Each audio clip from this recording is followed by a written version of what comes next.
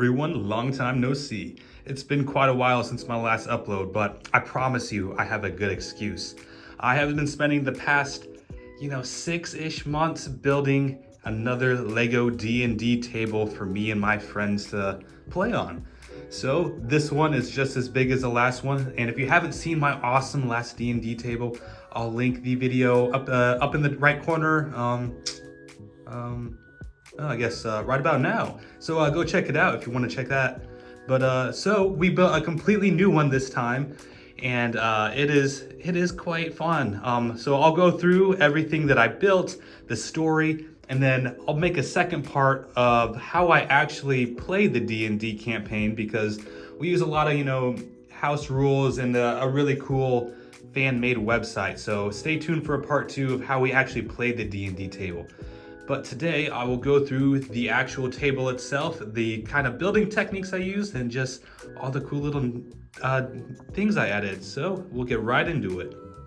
So the entire map is built on a 4x6 foot table, which means I can fit a row of 2 48x48 base plates. So we have 2x4 of that, so 8 total of those. And then on this side, it's just a little bit short, so it's just a row of 32x32 base plates. So we got 1, 2, 3, 4, 5, 6 of those. And then this side is a complete another row of 32x32 base plates. And then you can kind of see it's just a little bit larger. So I just push it up a scooch. So another 3 studs on the end there.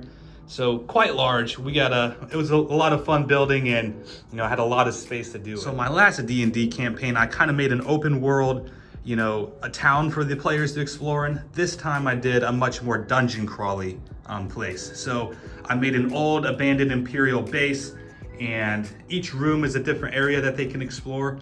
And I'll show you how it looked at the end, but I had it all covered up so they would go through the rooms one by one. But I'll show you how they progressed, and we'll go through each room individually. So to start off the story, the players crash land on this planet, and they chose the Knights of Ren shuttle. I gave them an option of 6 different ships that they could choose from my collection, and they chose that one because they thought it looked pretty cool. But they crash land on this planet, and I'll just go through what my buddies played as. So we got an archaeologist here. He is like kind of an operative, he's a mechanic of how he worked. So we put together this character. He's kind of like a mixture of Indiana Jones and Cad Bane. And he also had this cool ability where he could just make a droid on the fly. Then another one of my friends has made this Cathar. So it's a cat lady, and she is like a scout. So it's get in and out pretty quickly. Another one of my buddies picked a droid to play as, and he chose Chopper as his minifigure. And then another friend was a Wookiee Berserker. So they had just a Chewbacca minifigure and had a lot of fun with that. But for the actual building itself, we have just a very flat landscape because, again, a lot of the areas in my setup here, they look a little sparse, but that's done on purpose because I wanted the players enough room to move around, get their hands in there and play around with it. So it's maybe not as detailed or as full as some big mocks are, but for the purposes of playing on it like D&D, I think I do the job pretty well, and which is another reason why it's so flat here. I tried my hand at a little bit of terrain building, just to spruce it up a little bit. I used tan because I had so much tan left over from the last D&D table I made, so reusing it, it's smart. But the first thing that they do have to get through is this giant wall. So I was able to try my hand at some large mountain work for the first time, and I think I did pretty good. It's not great, it has a lot of room for improvement, but I think for my first time ever, kind of making this rock work, it looks pretty good. And I tried to detail it up, try to add some striations. I did some like little cracks and crevices, trying to just add a little bit of detail. But I also was able to build this giant door with a little custom insignia, and the door does actually open. I was able to put that as a feature. The door completely slides open, and the players enter this first room. So the players enter this first room here and it looks just like pure chaos, right? So if you couldn't tell just from like quick scans of me floating over the base here, this is an old Imperial science station. That's the backstory for it. And some experiments have gone wrong and the experiments have gotten loose. So the players are first met with this empty room with just dead stormtroopers and skeletons and debris. It looks like they had put up a little bit of a fight. We got a gutted stormtrooper here. I like to use, it's a cool little technique of using the sausages and the red snake from Ninjago to simulate guts. I don't know, I think it's just kind of neat. But they enter this room and are surprised at what they find. But every room has a door and a panel here, and they just will open the door, and I just remove the very basic looking door here, and they enter the next room. And again, I'll show you at the end, but every one of these rooms are covered up. So as they progress through the rooms, they reveal what lies beneath them. So this first room is just kind of like a room that was under construction when the Imperials had it, but they have released the zombie Rathtar or Night Trooper virus, Death Trooper virus, you know. It's a mixture, it's just my own little thing. They're fighting zombies essentially, zombified stormtroopers. So they come in here and they're met with the zombie stormtroopers. I just used the orc heads on stormtrooper bodies. I always thought that the orc heads looked really good for zombie minifigures. And I also had, of course, which one? The new Death Trooper, Night Trooper squad from the new 2025 LEGO set. But this one is just kind of a mess. Didn't do a whole lot of building in it. I just kind of scattered some different construction equipment and scaffolding. And then this door right here has been blocked by debris because they're trying to enter, their grand goal is to enter this hangar bay to get out of here. And I will go back to this one at the end. So flipping over to the other side here, they will next go through this hallway here, or they had the option to go through that door and enter the cafeteria. But none of them chose that, so I'll just take you the route that they went down. So they went down this hallway. I built a little med bay here. So just added a medical droid, a torture droid, and I made a little custom bacta tank here. I thought it turned out pretty well. It's got a little console and then some tubing into some bacta, and then the actual bacta tank itself is pretty simple, just some trans blue cylinders and the circles on top. It's a very basic build, and I added just a little bench for the medical droid to do his stuff, and I did the walls and just added some more detail and greebling. But then they come down here. Again, I just try to add a little bit of detail. The Imperial Base, the Imperial colors are obviously very gray, very muted.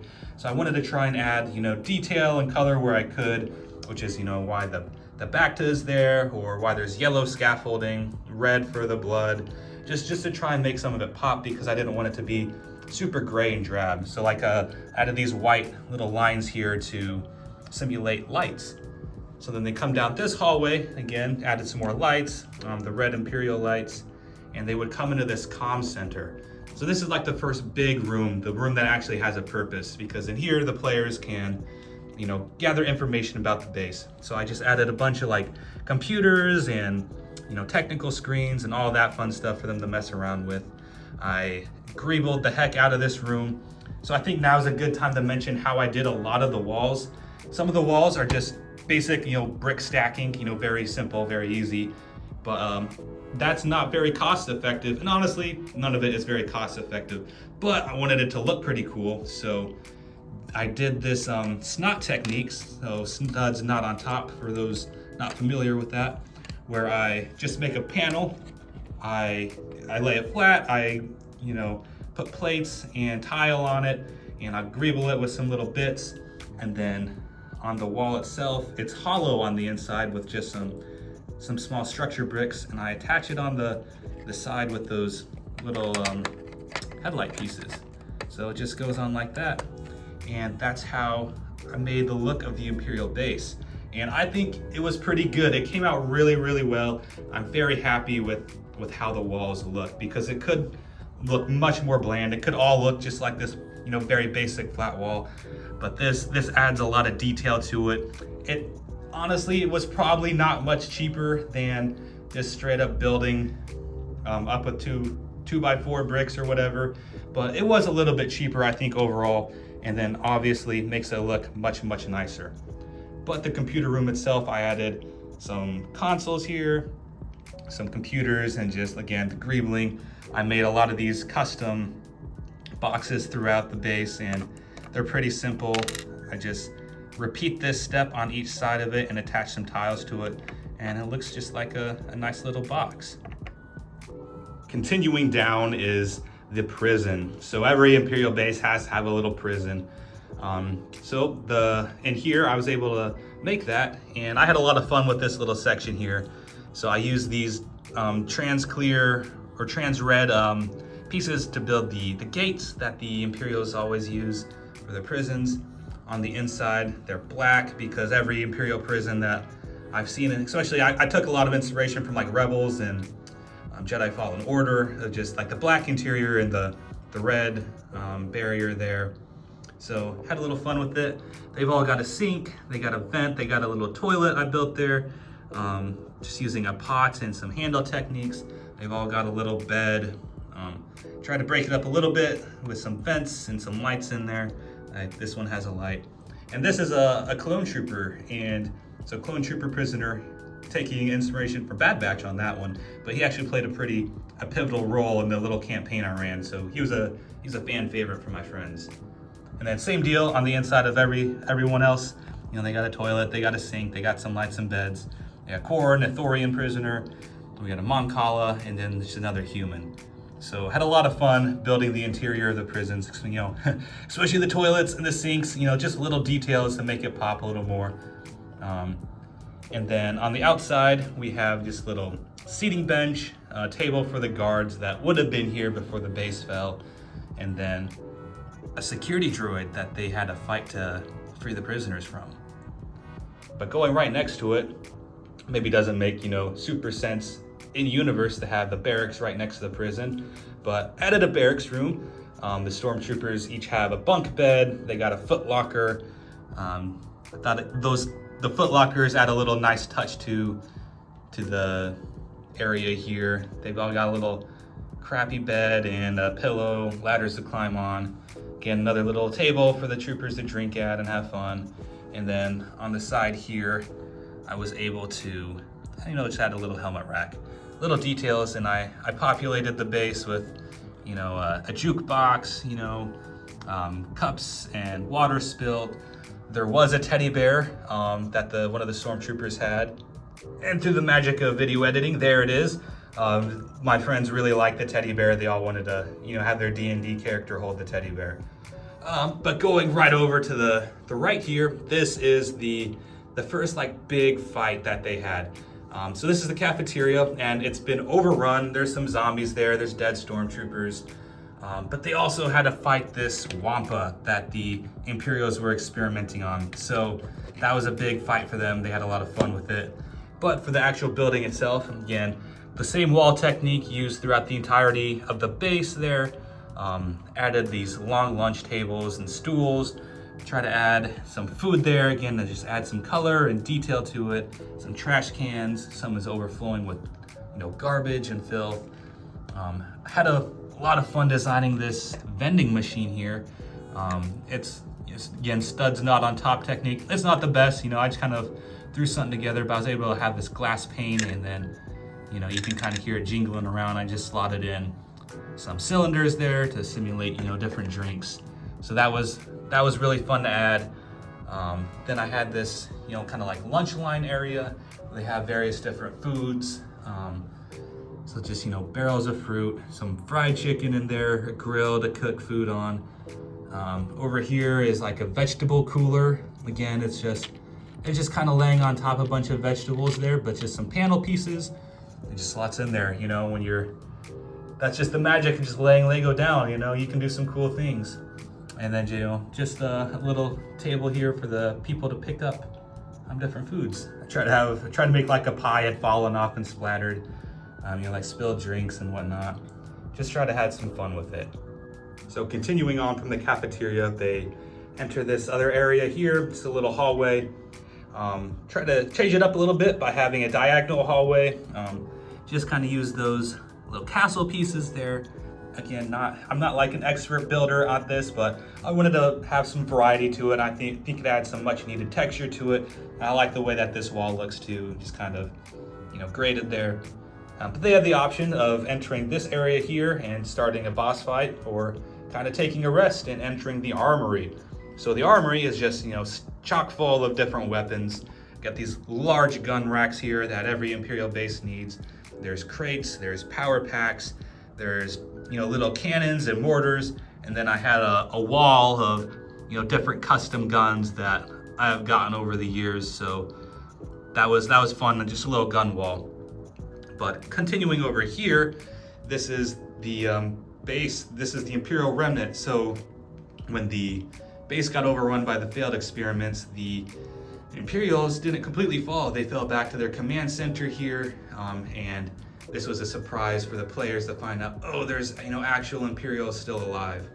So not a whole lot of them, mainly just officers. And then I made a custom little director minifigure here using Moff Gideon's torso there and cape.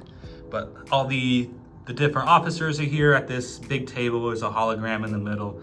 I made a scientist that caused kind of all this collapse, but not really, and I'll get to that in a second here. But this was the Imperial scientist, and I used the Omega body because, Kaminoan scientists. They just collected some gear in their hasty retreat. Then over here is just the console area, the command center. You got the officers working away, trying to fix the problem. I made this cool little hologram projector here. Pretty happy with how that turned out. And then I just pillaged some stuff from other sets. A lot of these are from like the new Yavin 4 set, or the Imperial Star Destroyer. Like this thing was really cool from the LEGO Star Destroyer that came out last year. So a little hologram there I thought was pretty neat. So I chucked that in there. But this was the most important room in the entire map. And I had a lot of fun building this. So the big twist in this campaign, because I like to have a little twist in my D&D stories here, is that this player, my friend who made this guy, is actually a Palpatine clone. And that's where this room comes in. So the Palpatine clone escaped and wreaked havoc, released the other experiments, and has kind of melded into the group here. And they discover that, of course, he is Palpatine, and they have to fight their friend that they made along the way. So that was a fun twist, and all the players really enjoyed that. But the actual building here, so I got some back-to-tanks with other Palpatine clones in there. Again, using the same back-to-tank technique I used in the med bay, the console, the little hose here connecting the back-to-supply.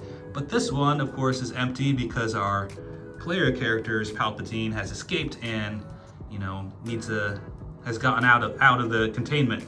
So I had this cool, I think this piece came from the agent's line. So it looks like containment breach. I thought that was kind of cool. And then I have a little shrine to Palpatine here, and that's how the players find out that this really is Palpatine. Oh, and then I promise I'll explain the clone here. The clone, reaching over, sorry. The clone realizes at the very end that this is, of course, Palpatine. And because, every clone knows who Palpatine is after Order 66. So when he realizes it, the Palpatine knows that his cover is blown and he has to kill the clone. And that angers the characters enough that they don't want the Palpatine clone to leave alive. So it started a little PvP there. But it's a pretty simple, build here. I got the Palpatine walking stick and his lightsaber and his hood. We got the Death Star display there, and then just kind of try to add some detail. Right here, I try to have a little, area that the Wampa originally escaped from, just trying to, tie some loose ends up. Why the heck is there a Wampa? Well, they were experimenting him on there, and he got into the cafeteria. And then on the side here is just some basic scientist stuff. Just tried to, I thought this was kind of cool. This is from the Galaxy Squad line, the little egg thing, but I thought it kind of looked like power generator. I don't know, just Just trying to add some detail in it to make it not look so plain, but the plainness was intentional to have the players be able to move around and fight and, actually, get their hands in there and play. But the final room here is, of course, the hangar bay, and the reason why the players needed to get off planet. They needed the hangar bay to leave since their ship crashed, which is actually the Palpatine clone pulling their ship in. That's kind of how I, envision it in universe. But, the hangar bay, they got some Imperial dropships here where they're parked. I just made some, parking paint, had some little barrels and containers to add some detail. Again, use those techniques for the crates there. Look really nice. I'm sure other people have done it before, but kind of just freehanded that, and then just a little parking bay for the speeders. And then this is what the map looks like when it's entirely covered up. So I just use, standard poster board and cut it up into the shapes of the different rooms, and then I laid it all out. And then whenever my friends and players would enter the new room, I would just simply lift it up, and then it would reveal it. So like just a standard D&D dungeon crawl. But that about does it for the entire setup. I had a really, really fun time building this and playing this with my friends. And it took, a really long time to build, but I'm very, very pleased with how it all came out. The games were a lot of fun, and it was just fantastic. And if you guys enjoyed watching this, I would really appreciate it if you left a like and a comment. That really means a lot to me. But until next time, I'll see you all later.